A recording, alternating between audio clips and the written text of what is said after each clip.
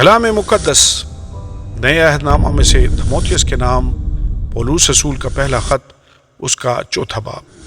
جھوٹے استاد، لیکن روح صاف فرماتا ہے کہ آئندہ زمانوں میں بعض لوگ گمراہ کرنے والی روحوں اور شیاطین کی تعلیم کی طرف متوجہ ہو کر ایمان سے برگشتہ ہو جائیں گے۔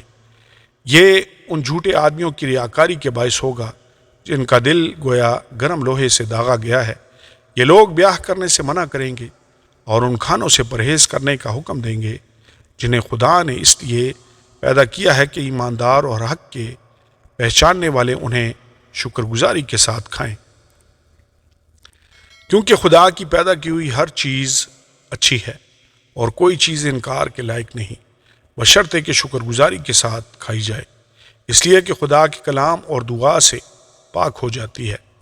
مسیح یسوع کا اچھا خادم، اگر تو بھائیوں کو یہ باتیں یاد دلائے گا تو مسیح یسوع کا اچھا خادم ٹھہرے گا اور ایمان اور اس اچھی تعلیم کی باتوں سے جس کی تو پیروی کرتا آیا ہے پرورش پاتا رہے گا۔ لیکن بےہودہ اور بوڑھیوں کسی کہانیوں سے کنارہ کر اور دینداری کے لیے ریاضت کر، کیونکہ جسمانی ریاضت کا فائدہ کم ہے لیکن دینداری سب باتوں کے لیے فائدہ مند ہے، اس لیے کہ اب کی اور آئندہ کی زندگی کا وعدہ بھی اسی کے لیے ہے۔ یہ بات سچ ہے اور ہر طرح سے قبول کرنے کے لائق، کیونکہ ہم محنت اور جان فشانی اسی لیے کرتے ہیں کہ ہماری امید اس زندہ خدا پر لگی ہوئی ہے جو سب آدمیوں کا خاص کر ایمانداروں کا منجی ہے۔ ان باتوں کا حکم کر اور تعلیم دے، کوئی تیری جوانی کی حقارت نہ کرنے پائے، بلکہ تو ایمانداروں کے لیے کلام کرنے اور چال چلن اور محبت اور ایمان اور پاکیزگی میں نمونہ بن۔ جب تک میں نہ آؤں، پڑھنے اور نصیحت کرنے اور تعلیم دینے کی طرف متوجہ رہ۔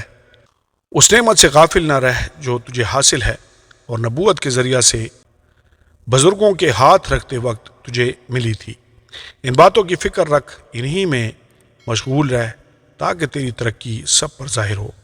اپنی اور اپنی تعلیم کی خبرداری کر، ان باتوں پر قائم رہ، کیونکہ ایسا کرنے سے تو اپنی اور اپنے سننے والوں کی بھی نجات کا باعث ہوگا۔ آمین اور آمین۔